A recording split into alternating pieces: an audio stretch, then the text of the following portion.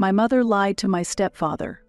She also prevented him from living with us by telling him that she considered his sick mother a burden. I am currently a 16-year-old high school girl. 2 years ago, my mother married my stepfather, John. At that time, my mother was 40 and John was 42. My biological parents were not married.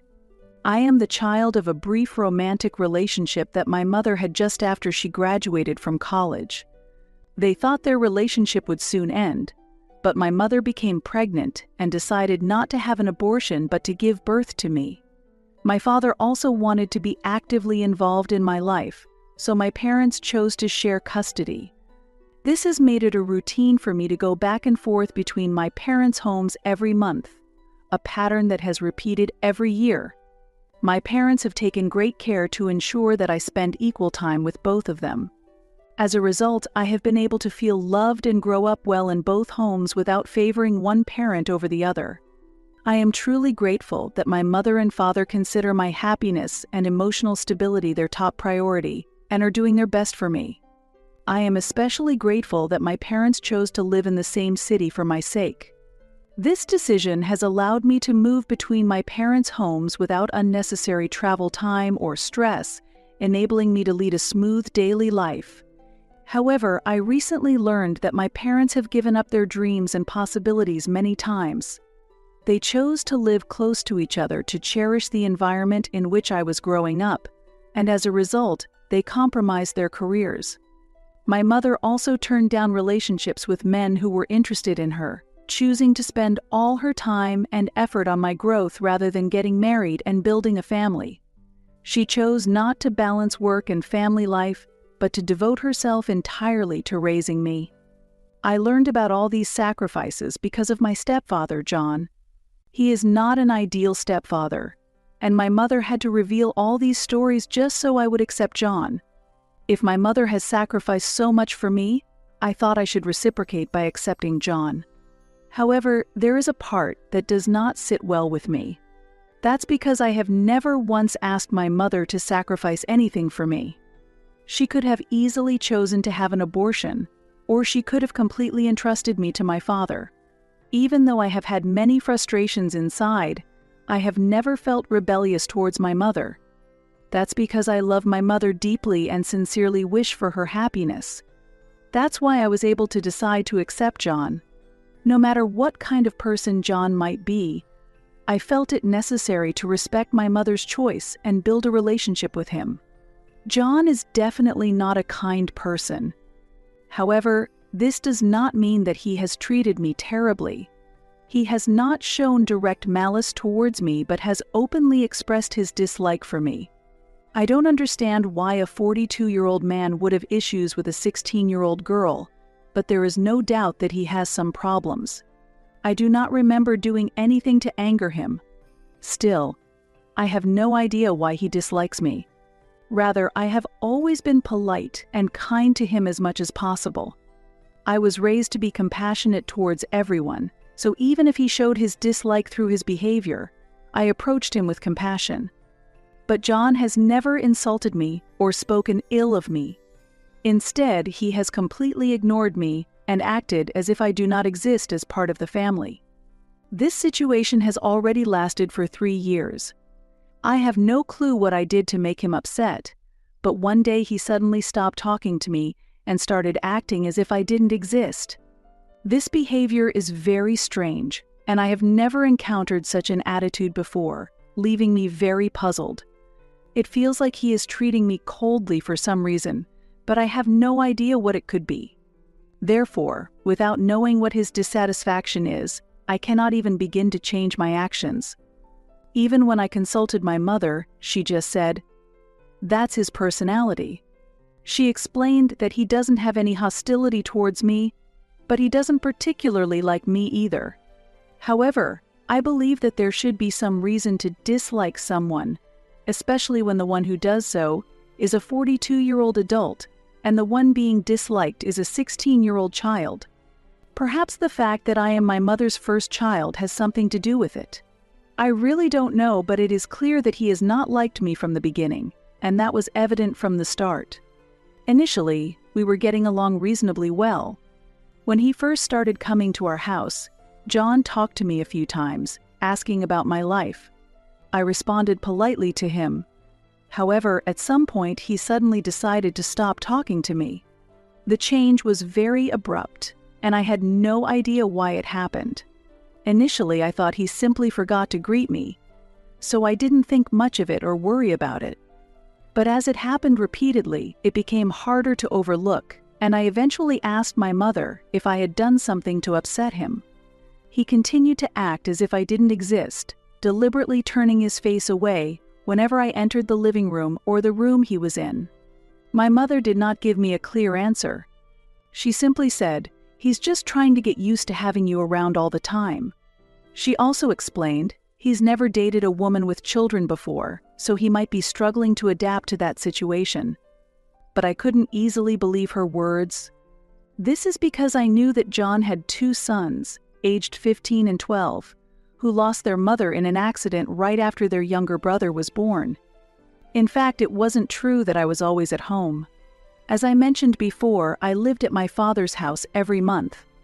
Yet this situation continued for several months, and after a year of strange distance, I came to understand that this was just his personality and accepted that he would no longer talk to me. A few months after he proposed to my mother and they got married, John moved in with his sons to my mother's house. This was despite the fact that I had only met his children a few times before they moved in. Surprisingly, they were also told by their father not to talk to me. This situation was truly abnormal, and I don't know how I managed to endure it for years. Before the marriage, John and my mother lived separately. This was because John's mother was seriously ill and living in his house. However, after the marriage, John decided to move his mother to his sister's house. His sister took over caring for their mother. Afterward, John moved in with his children to our house. I don't know if anyone else has had a similar experience, but living under the same roof with people who don't talk to me at all and ignore my existence was unbearably painful. Yet, I had no choice but to accept this situation. Seeing their behavior towards me and my family made me feel like a criminal who had done something wrong, and it deeply saddened me. The hardest part was not knowing what I had done wrong. I still don't know the reason, but fortunately I no longer live with him, so I don't need to worry about it anymore. Their attitude remained unchanged, and it stayed that way. Gradually, I got used to the environment. Every time John came to visit my mother, the fact that he didn't say a word to me became the norm. After they married and he and his children moved in, I got used to being treated the same way whenever I visited my mother's house. Every time I had to mentally prepare myself to only talk to my mother for a month. She was the only one in that house who talked to me, while the others acted as if I didn't exist. It was a difficult situation, but I had to endure it because I wanted to spend time with my mother and knew she had no intention of discussing this issue with John. I repeatedly asked her to convey this problem to John and try to uncover the truth or find a solution. However, she told me that she had already talked to John about it. She had personal reasons she couldn't share with me, and I knew these were why he didn't accept me. She understood the situation and knew I was concerned about it, but without her telling me the reason, there was nothing I could do. In the end, all I could do was endure and accept it. If I argued with her and insisted on my own views, she would become emotional and accuse me of being ungrateful and ignoring her sacrifices. Therefore, I thought the best way to handle it was to forgive John for the way he treated me and endure it for her sake. I really wanted to confront my mother and ask for the reasons, but my desire not to hurt her feelings was stronger. I had never talked to my father about this. If he knew, I thought he would become very angry and blame my mother. They are people with completely different viewpoints, and they had completely different opinions on how to raise me, so they often argued and clashed over trivial matters. But if my father found out about such a big problem, I thought he would try to take full custody or take even more drastic action. I didn't want to increase any more conflicts between them, so I didn't tell my father anything and pretended that my relationship with my mother and her new family was going well. My mother and John had lived together for a year before they got married, and it has been 2 years since the marriage, so I have been enduring this situation for 3 years. However, I recently reached my limit with this situation and was mentally and physically exhausted. I felt cornered and could no longer endure it. Last month, when I went to my mother's house, John and his children ignored me as usual. At that time, I was also having trouble with my school friends and was feeling very mentally unstable. 2 weeks ago, I noticed the house was completely silent one morning, and I felt utterly helpless. Everything had been normal the night before. Everyone was having their own conversations at home, and I felt ignored, but no one had mentioned any plans to go out. However, when I woke up the next morning and realized that there was no one else at home, I immediately called my mother to check. I was completely confused about the situation, but fortunately, my mother answered the phone. When I asked what she was doing, she told me that she had gone on a 1-week short trip with John and the kids and wanted me to stay at home. I thought it was strange that I, who had no school during summer vacation and no need to go anywhere, was left alone at home to monitor the house's safety. I was not satisfied with that arrangement and told my mother that I could not stay at home all day. If she wanted me to do so, we could simply enhance the home's security.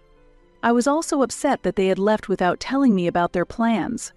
They left me alone at home without giving me any time to accept the situation. Being a high school student, they probably thought I would just say yes and prefer to be home alone. I could have invited friends over and had a few days of fun, but I was just too upset to feel like doing anything. I was deeply hurt by how poorly my mother treated me. At that time, I was also fighting with my friends, so I couldn't invite anyone over, and it was the worst situation in every aspect. I told my mother that I wanted a proper apology for what she had done.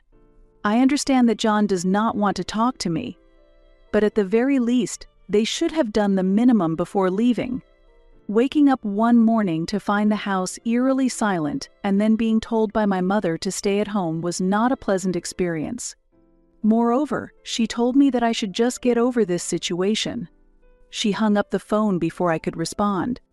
Even when I called back, she did not answer, and she texted me that she would call me when they arrived at the hotel because they were enjoying the trip. I was so upset that I decided to leave the house. I knew no one would be home, but I couldn't care less. I tried to call my mother to tell her I was leaving, but she didn't answer, and it immediately went to voicemail. So I locked the house and placed the keys under the pot as my mother usually does when she goes out. Then, I headed to my father's house and decided to live with him for a while. When I arrived at my father's house, he was surprised that I had returned so early. That's because I was supposed to spend the rest of the month with my mother, so he thought I wouldn't be back for another week. But I had reached my limit, so I decided to return to my father's. I told him everything that had happened. I told him about John, his very unpleasant attitude towards me, and how he had told his children not to talk to me. I felt like I had done something wrong, but I couldn't even understand what that feeling was. I was just frustrated.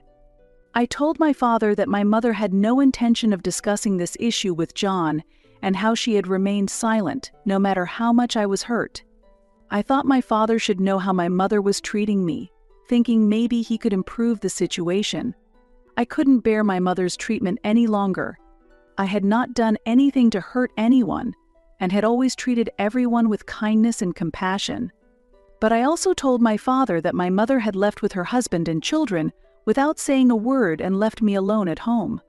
After finishing the story, tears streamed down my face. I hadn't realized how much it had weighed on my heart these past few years. Everything had changed since my mother started dating John, even though I had been spending time normally with her before that.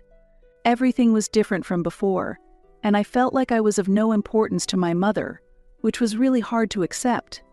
What was strange afterward was that my mother made no attempt to contact me. She could have at least contacted her daughter, who was left alone at home while she was on a trip with her new family, but she did not do that. I was deeply hurt by her actions, but after confiding everything to my father, I felt a little relieved and decided to stop worrying about them. There was no contact for the next 5 days. Finally, when my mother called, I told her I was with my father and planned to leave the house. My mother yelled at me, but I honestly expressed my dissatisfaction with how she had treated me. However, she argued that if the phone was not connecting, I should have sent a text message instead. Her point made sense, but I was too angry to feel like sending a text message. And I simply followed my feelings and argued back that it wasn't my responsibility that my mother hadn't contacted me for days. I felt it was extremely unfair that John's attitude was the same as my mother's, trying to blame everything on me. And when he spoke to me for the first time in years, all he did was yell at me and criticize my actions. I was very confused by what he said. For example, he seemed to have always thought that I was the cause of breaking up his family, but I had no idea what he meant by that. We had hardly interacted, so I didn't understand how he could think I was a nuisance to his family. The reason I left my mother's house and started living with my father was that my mother and stepfather left for a family trip without telling me, leaving me alone at home. 2 weeks after I left home, various things came to light. Firstly, the reason John had been ignoring me finally became clear. Apparently, when they started dating, my mother told John that I didn't want to live with him. My mother felt burdened living with his sick mother, so instead of being honest with him, she used me as a shield. This happened about 3 months after their relationship began, which was probably too soon for such a conversation, even if it was a serious relationship. However, that was my mother's responsibility, and there is nothing for me to say about her lying to John and saying she loved him. My mother had told John that I had been saying various things about his family and would make his mother suffer. Specifically, she told him that I said his mother was a burden to the family and that I would make her suffer if she lived with us. However, I would never say such a thing, and I know very well how inappropriate that would be. Moreover, my mother told him that I called his children little nuisances who say nothing, and they lived separately until they got married. It became clear that John had treated me horribly because of the lies my mother told him. My mother couldn't tell him the truth that it was she, not I, who opposed living with his sick mother. In his email, he said that if my mother had told him the truth, there would have been no problems with our relationship. But in the end, it is a fact that I was ignored by him for a long time, and my mother allowed it. In fact, my mother had been feeding him all sorts of lies, including that I was continuously causing problems at school, and John had no reason to doubt those lies. He fully believed her, and since we never had a proper conversation, he didn't realize that I was actually a normal woman. Thus, the truth about my mother was never revealed. My mother is a very self-centered person, and because she can't live without us, I thought I had to do something about this situation. Considering what she has done, it infuriates me that she tries to make us believe her unconditionally. I cannot forgive her for overlooking how badly I was treated over the years. Moreover, I heard that she lied to John about me. I sincerely hope that no one else has to suffer as much from their own mother as I have. I have often wondered what is wrong with me and why my mother's husband and his family ignore me. Currently, there are discussions about whether my mother will divorce John, involving some of our family and my parents' friends. My mother is responding to this situation in a very strange way, posting sad posts on social media. My cousin sends me what she posts. I don't know what she expects, but I hardly think it will resolve anything. My mother has caused problems and now finds herself having to continue lying about them. As a result, my father has full custody of me, and friends have distanced themselves. Months have passed, and my mother seems to be enduring somehow. I live with my father and am leading a happy life. I am also glad that I have reconciled with my friends,